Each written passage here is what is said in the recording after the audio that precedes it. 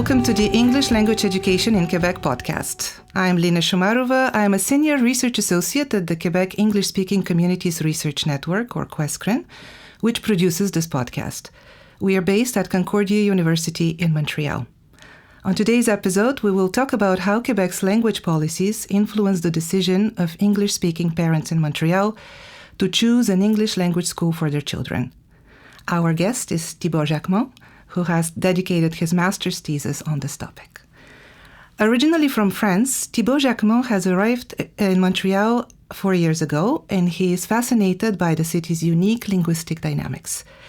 He completed a bachelor's degree in political science at Université de Montréal and a master's degree in political science at McGill University, where he was admitted with the Guy Drummond Fellowship. His research focuses on Quebec's language laws and education. He also worked in the Notre-Dame-de-Grâce neighbourhood with Désiré Magral, member of the National Assembly, and he collaborated with local organizations, non-profits, and the English Montreal School Board. Thibault, welcome to the podcast. Thank you. Hi, Lina. Hi, everyone. And thank you for having me here. Yeah, of course. It's a pleasure. So the title of your thesis is Language Laws and Education in Quebec, a case study of historic English-speaking parents' school choices in Notre-Dame-de-Grâce. So you completed this master's degree in the spring. So first of all, congratulations. Thank you very much. And we will, of course, delve deeper into the research that you've conducted and your findings. But I would like to start with a little bit of a more personal question. And this is something that I mentioned in your bio. And this is something also that you mentioned in your thesis. So you arrived in Montreal 4 years ago. You're originally from France, from Paris. And you say that when you arrived here, you were struck by the city's unique linguistic dynamics. So my question is, what about those dynamics caught your attention and inspired you to pursue this topic as your thesis? Yeah, it's a very good question. So basically, when I arrived here, it was very different in Montreal compared to Paris or France in general. And why is that? Is because we don't have like two different communities with an actual language. The only times I've seen or heard about this situation was mostly Belgium, which is next to France, and that was interesting, but I've never lived the experience of living in a place where this happens. So right away, arriving in Montreal, multicultural, a lot of different, communities, etc. The kind of two main languages situation was really interesting for me. And I was right away wanting to understand a bit more, how it's going. And I've always been interested specifically in how people think and how people mostly feel. That's what I've always been interested in. It's an anecdote, but for example, I'm doing street photography, and it's exactly what I'm looking for. It's understanding the life of other people and basically their experience. I've always been interested in it. And arriving here in Montreal, it's been what's struck me. Also, I've done political science at UDM, and it's Francophone, and it's political science, so people have a political opinion. So it's really interesting to have this experience of meeting friends and meeting people from there. It was also very interesting then to go at McGill for the master, because it's a very different community. So that was really interesting. And what was interesting for me is that I realized that 10% of Quebec was Anglophone, historic Anglophone people. And even more, 14% or so, if you take all the people that say that they have as a first language English. And I was interested by this situation, and mostly about the fact that the official language, even considering this 10%, is only French. And this makes sense. It could make sense. There are different, ideas and positions about that, but it was interesting for me because officially you don't really...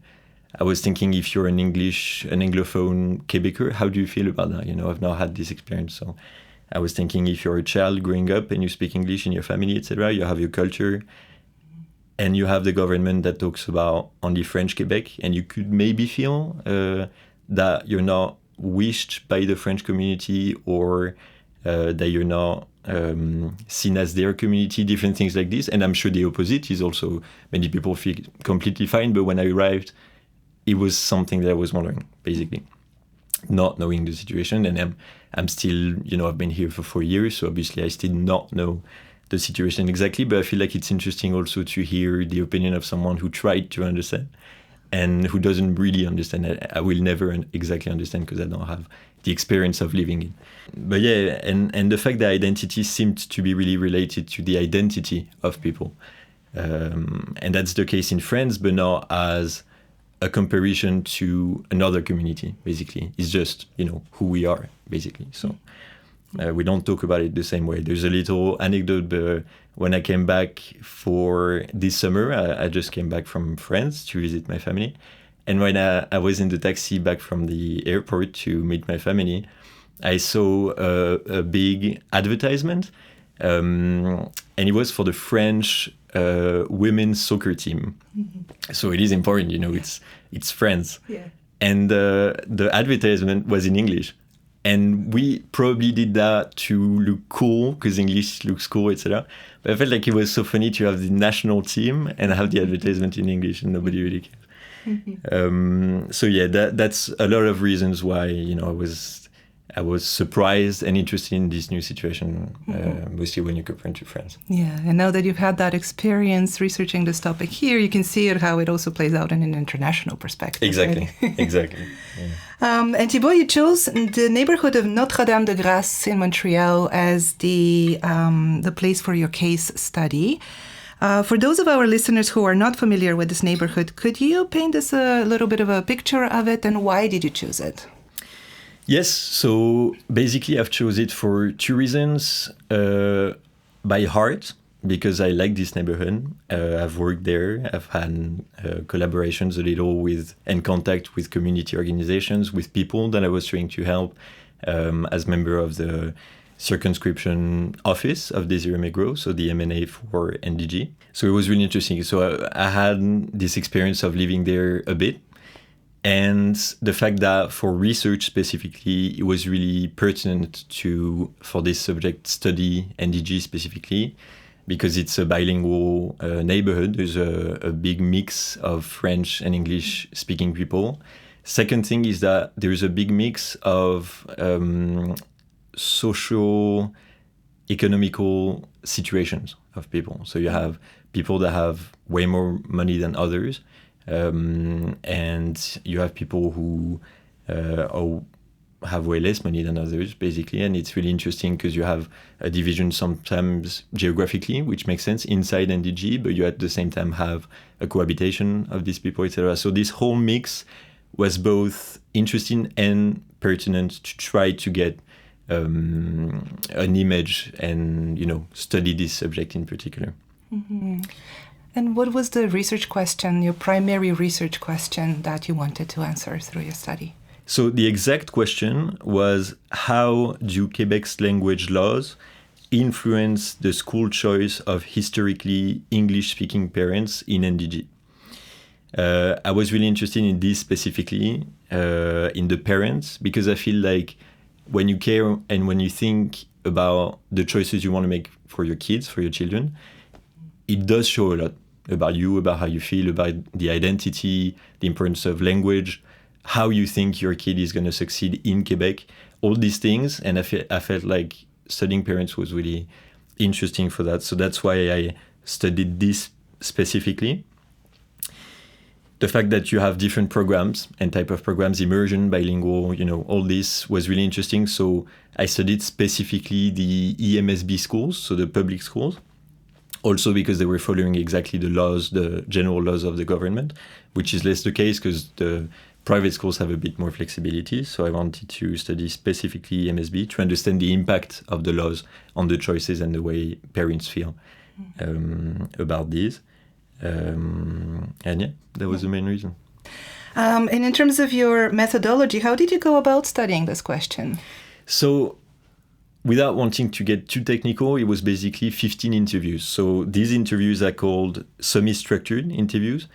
The reason why it's called like this is because it's 15 interviews and each has questions, but it's open answer. So I ask the question and then I let the discussion go, and it's really interesting for me also. It's way nicer as the researcher to do so.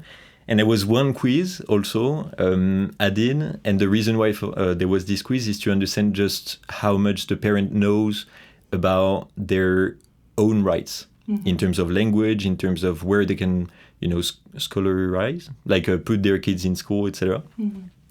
So that's important because it can influence. So as a researcher, you always try to, understand all the biases that can happen or the things that can influence. So the quiz was also to, understand better how the people know their rights, which is interesting. We realized that for many different subjects, we actually don't really know our own rights. So yeah, that was the way I did my research. Yeah. And the quiz is really something interesting for me to read about. And exactly as you're saying, the results of it showing that not all parents are fully aware about the different legislations, linguistic legislations, both on a federal and a provincial level, and also not fully aware of their rights relating to those laws and the policies. Exactly. It was really interesting because many parents, honestly, almost the majority, were surprised about the fact that they were laughing about the fact that they were surprised themselves about not knowing all the answers, And so that was interesting. It's always interesting to know. Yeah, and that's one of your recommendations, and we'll get to that point in a bit. Before we go into your findings, I just wanted to ask you first, how do you define the term historic English speakers for the purposes of your study? So that's a very interesting question because obviously it's a key base of the study. And I relied on law, basically, also because I need to be as objective as possible. So I relied on law and historic English speaker Québécois includes basically families who qualify for English education in Quebec under Bill 86, so from 1993. If I want to get a bit more specific, it means that in this family, at least one parent did elementary school or secondary school in English, or in English in Canada, sorry. But for my situation specifically, because I wanted to study historic English speaking Québécois, I specifically studied the parents who did elementary or secondary schooling in English in Quebec, not in Canada. That was the tiny nuance for my study, but it's relying on law just to be sure I use the term right.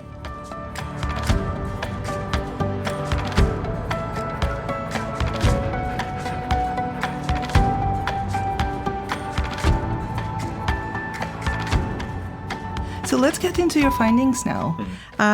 What did you discover about how policies impact the choice of school that English-speaking parents make for their children?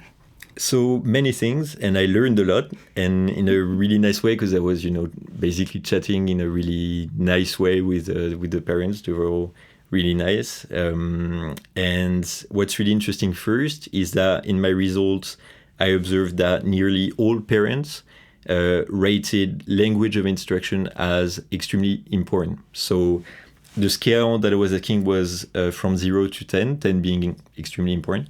And the majority of them, almost all, answered 8 to 10. So it is important to know, and that's interesting.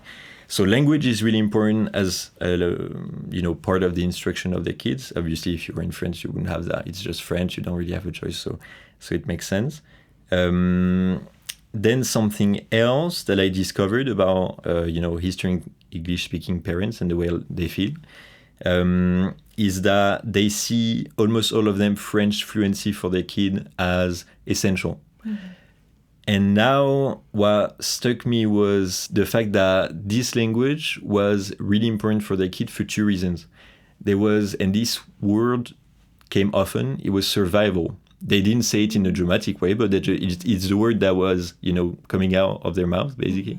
Several times. So there was survival. Survival of the community. Exactly, survival, and also survival in a way that they were saying they were meaning for the kid to be able to live in Quebec with all job opportunities, etc. I think that's mostly why they were using survival, more this than a dramatic thing for their community to survive. It was less this.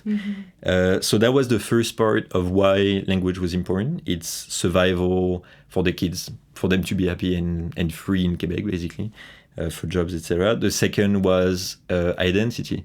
And it's normal. I feel it's normal that language being part of identity, you like any other like tradition that you might have in your culture or something, you like, giving it to your kids for them to have it too. It's central and it makes sense. And considering here language is part of the identity way more than in other countries, it makes sense that it's part of the importance of language in the choices of parents, basically. Mm-hmm. So that would be a key finding too for me.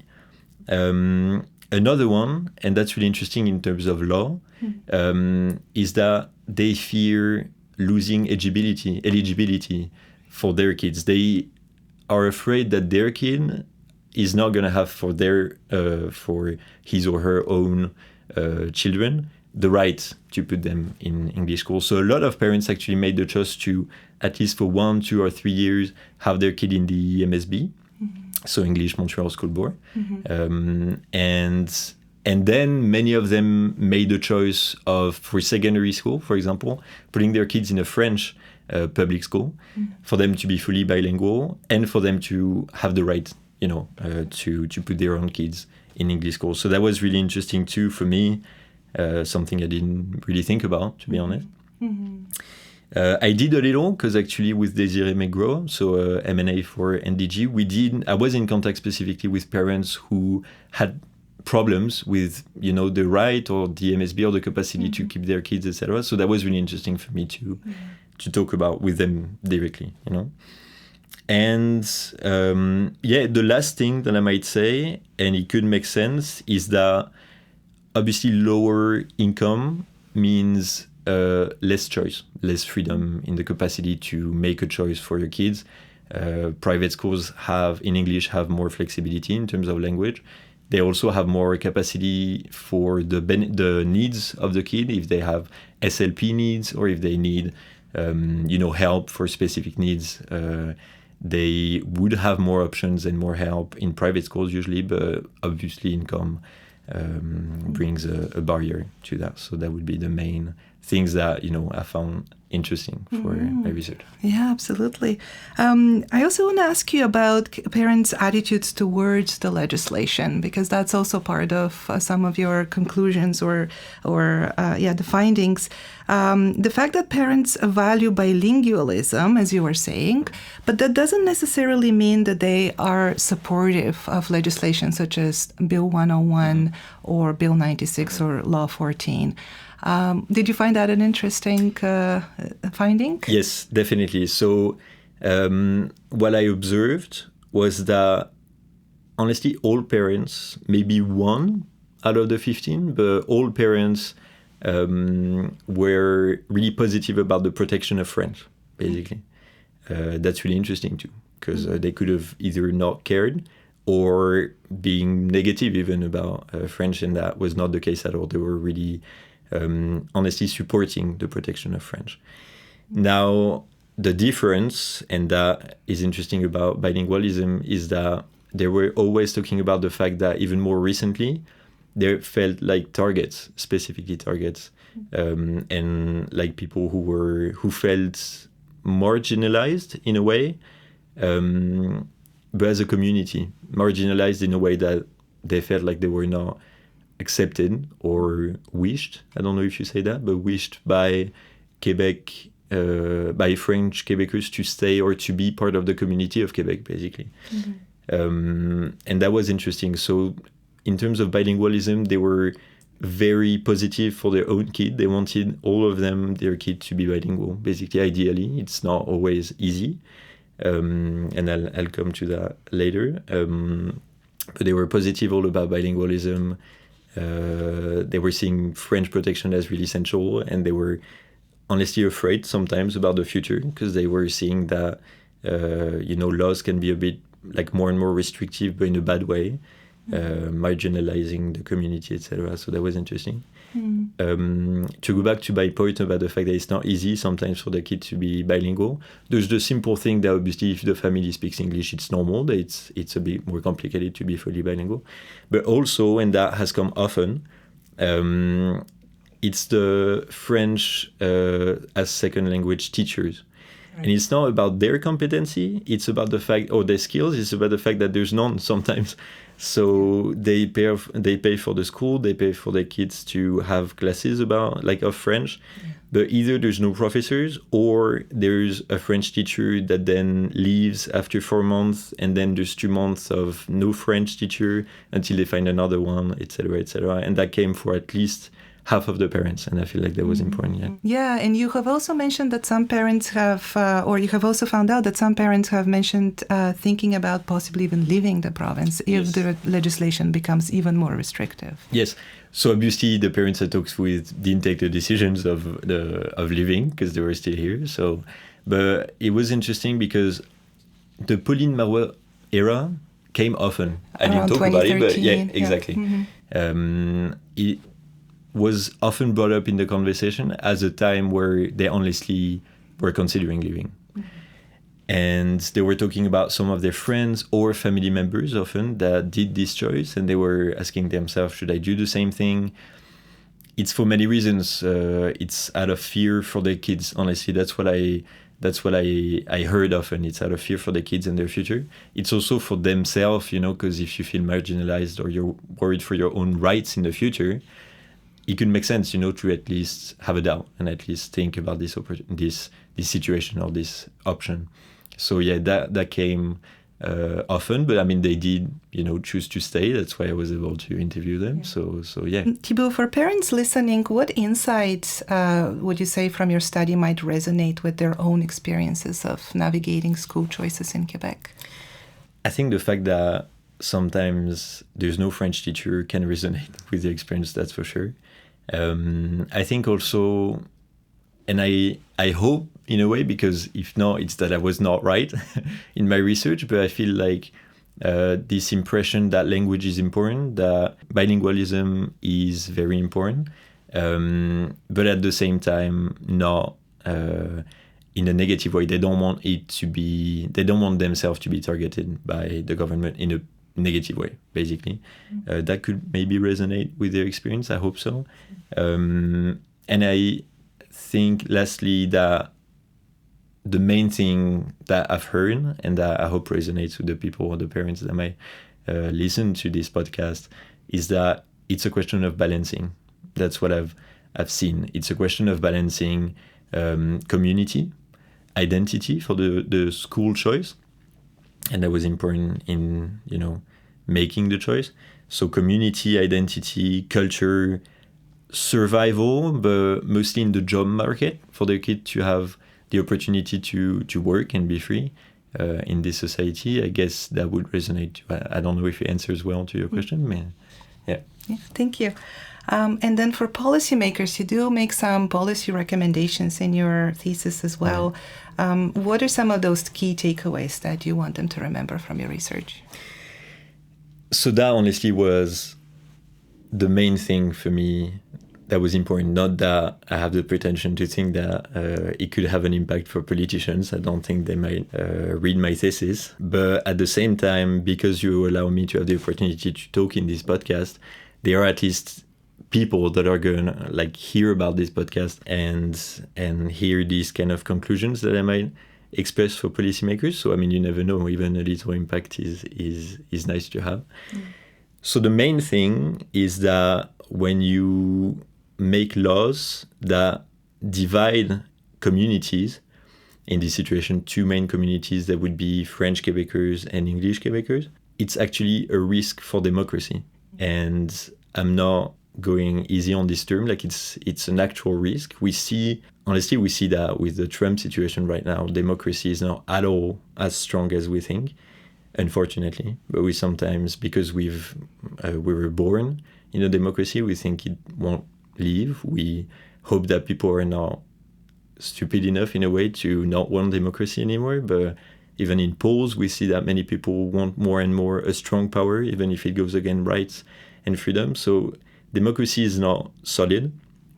And when you make laws, and that has happened in many different countries, make laws that divide communities, it can create and fuel, for example, in the English-speaking community of Quebecers, it can increase frustration, naturally, and it makes sense, it fully makes sense.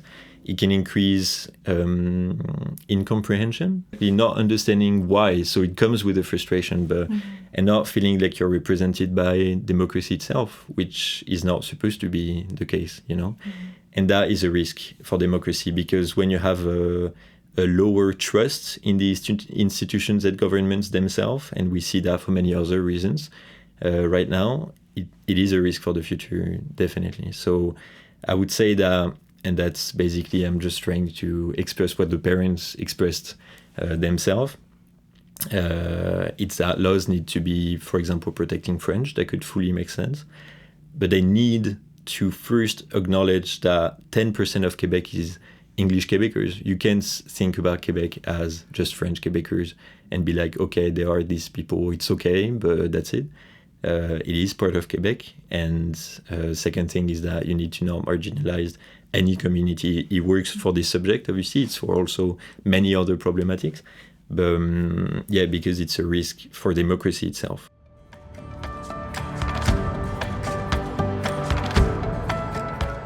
When you think back to your conversations with the parents, are there any stories that come to mind, memorable moments that you might want to share with us today?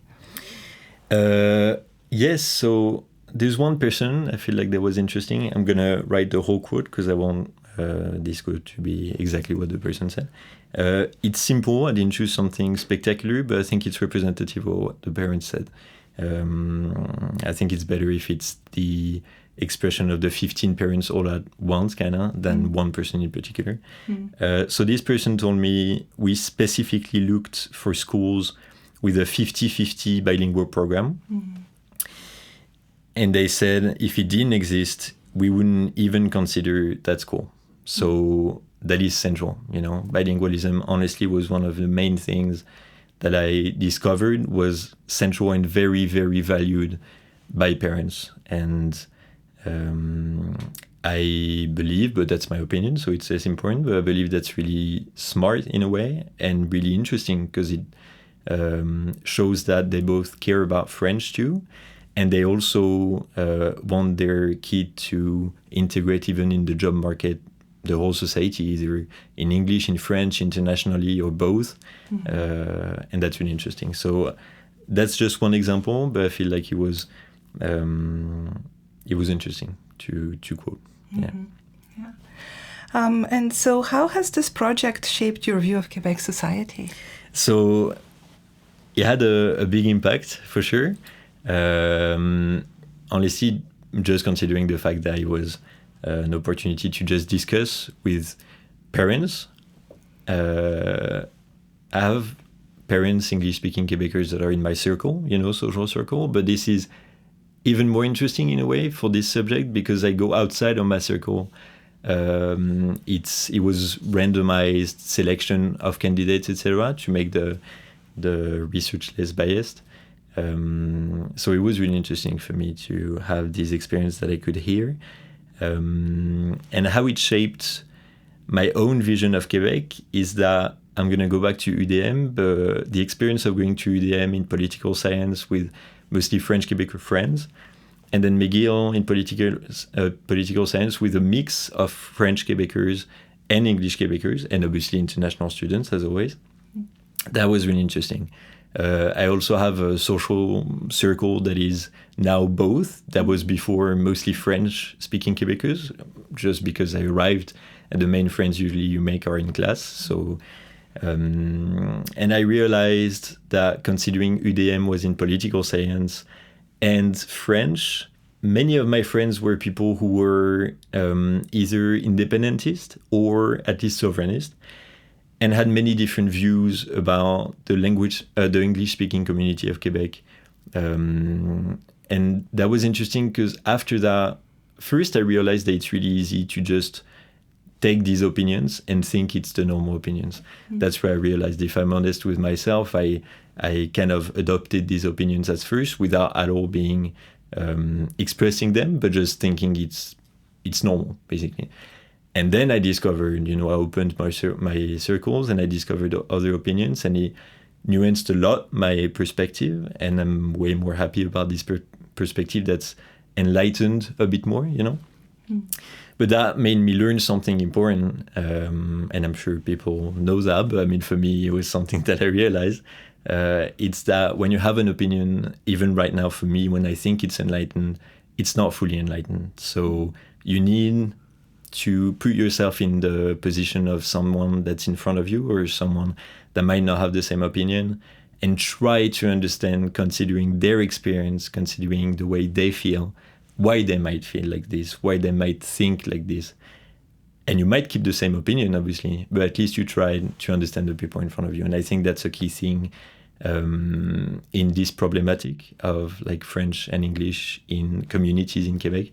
It's something to keep in mind for sure for French Québécois to do vis-a-vis English Québécois, and the same for the other direction. Mm-hmm. And Thibault, you mentioned also that you have accepted a position as a teacher of French in an English language school. How do you think the research that you conducted will inform your now professional experience within the school? So 2 things. First, I'm happy that I'm more informed before starting this position. I think it's really central because when you're a teacher, you need to understand the way students feel, and there's way more things to consider. And I won't know the specific lives of the students, etc. But I feel like it's important to understand more their identity, at least, or the way they might feel and things like this. Now, I'm also going to learn a lot. That's I've not learned that much. There's way more things to learn. And I think I'm going to learn a lot of things from them on this problematic, and I'm very excited about it. So. Congratulations. Thank you very much. I'm excited to start. Yeah. Thibault, thank you for sharing your insights from your research, from your findings. I think your findings will offer valuable perspectives, not only for the parents who are navigating these decisions, but also for educators and for policymakers, as you were saying, in their efforts to understand and support English-speaking communities in Quebec. Also, we will add a link to your master's thesis to the webpage where we publish this podcast episode, so people who are interested in learning more about your study can find it. And I also want to mention that you will be presenting the study in an upcoming event organized by QUESCREN, the Education and Vitality Forum, taking place in November. So for those of our listeners who want to know more about this and the program, about the event and the program, they can find more information on the QUESCREN website. So thank you again very much for speaking with us today. Thank you for having me. You've been listening to an episode of the English Language Education in Quebec podcast, produced by QUESCREN through its initiative, the ILET Research Hub. Funding for this episode was provided by the Secrétariat aux relations avec les Québécois d'expression anglaise. QUESCREN also receives funding from the Department of Canadian Heritage and Concordia University. Our sound technician and editor for this podcast episode is James Ford. Original music is by Christian Graham. I am Lina Shumarova. Thank you for listening, and I hope to talk to you again soon. Goodbye.